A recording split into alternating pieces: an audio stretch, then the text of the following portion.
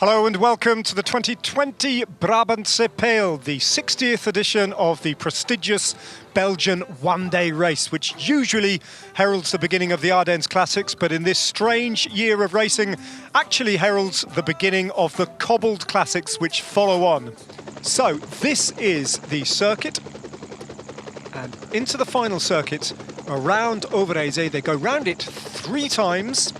It's around about just over 22 kilometres in length, and each time they go round it, it features 4 of the total of 24 hellingen, or short, sharp climbs, which characterise this very distinctive race. And here there really is no smooth section to ride onto, I should say, as Stuba, I think that is, opens up an attack with Julian Alaphilippe on his wheel. This could be the big one. Alaphilippe repositioning himself. Mathieu van der Poel now going with him.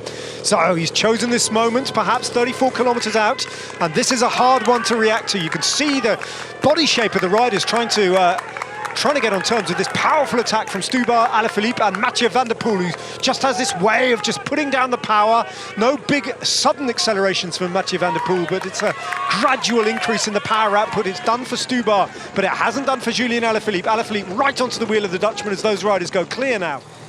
Cosnefroid is doing a great turn here, and Cosnefroid, in the company of Colbrelli and Freire, are indeed now finally closing the gap.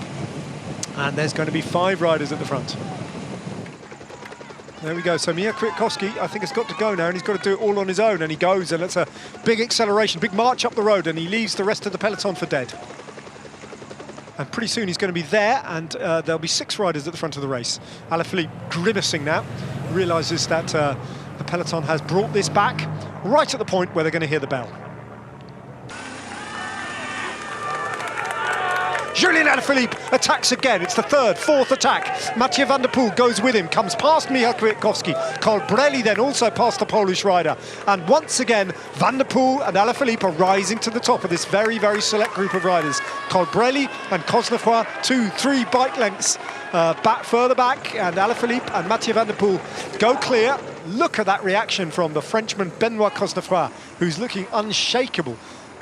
Well inside the final kilometres, Alaphilippe tightening those sprinter's shoes, as we've seen him done so many times before. Is he going to just take Mathieu van der Poel to the line and take his chances? His teammates are controlling the pace on the front, so the chase is under control from De Koning Quickstep's point of view and from Julian Alaphilippe's point of view. Cosnefroid though goes! Cosnefroid, the first of the 3 riders, with 200 metres to go to open up his sprint. Locked onto his wheel though, Mathieu van der Poel, and it's Julian Alaphilippe who is using both those riders to try and come out off the slipstream. Van der Poel though, passed by Julian Alaphilippe. Cosnefroid, passed by the world champion. Now Alaphilippe hits the front, Van der Poel down the middle. Alaphilippe though, well, that was close again. Did he celebrate too early again as Mathieu van der Poel lunged up the left-hand side of the road? And we'll have to wait, I think, for the photo. Alaphilippe looked almost surprised there to see the figure of van der Poel alongside him. Colbrelli wins the sprint for 4th. There's the lunge for the line. It's close, but the world champion gets there. Julian Alaphilippe just about holding off Mathieu van der Poel by a quarter of a wheel. He almost thought, I think, he'd lost it again there, but he got it right on the day this time, and he did it fair and square, no deviating from the line, as the world champion gets his win. Van der Poel in 2nd place, Benoit Cosnefroid, 3rd of that group of 3. Sonny Colbrelli sprinted to 4th place, Warren Barguil 5th. Kwiatkowski, who'd worked tirelessly to try and put himself in the frame, had to settle for 6th. Andrea Baggioli from De Koning Quickstep, one of the discoveries of 2020, in 7th. Anthony Turgis, who's looked strong today, also in the top 10. One question in English: is this revenge for what happened last week in the Liège and what happened a year ago here in Flesch-Brabançon? No, there is never revenge. I was really happy to be at the start here to enjoy, to take pleasure. I just want to give my best and to enjoy my jersey. I raced like I like, and I'm really happy to win. And how does that feel, winning in that jersey? It's a really nice feeling. Even to wear in the morning, it's something special. So to take a victory, it's amazing.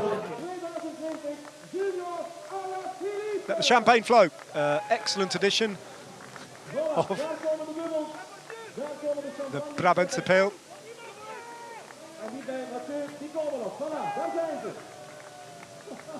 And finally, Mathieu van der Poel joins in the celebrations too.